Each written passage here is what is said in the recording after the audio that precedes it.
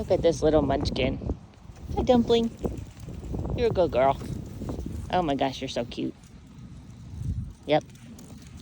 This morning I am thinking about the news about the CEO of United Healthcare being assassinated in front of the Hilton in Midtown New York, or Midtown Manhattan, I guess is how we would normally say it. I'm not sure, but whatever. There was like an investor day and he was shot, and then the guy who killed him got away, or the person who killed him got away on a bicycle.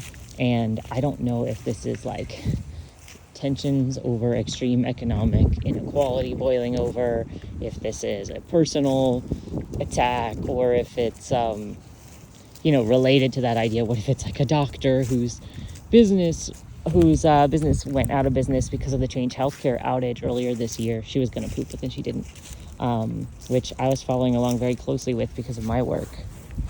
United Healthcare is this big Franken company that's like, they buy up all the other little health insurance companies and conglom them into themselves.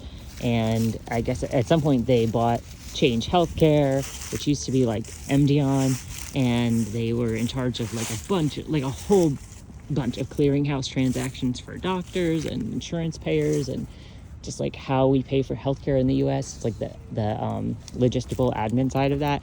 And what happened earlier this year was there was like a ransomware attack, and it made it so that a lot of doctors couldn't send out their billing, and they couldn't get paid for the work they were doing, and a certain number of businesses even went under. And I had to like watch webinars to we was watching HHS webinars where like a lady was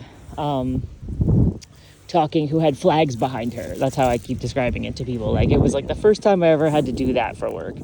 And so I was like fairly familiar with this guy, and I'm not normally for CEOs.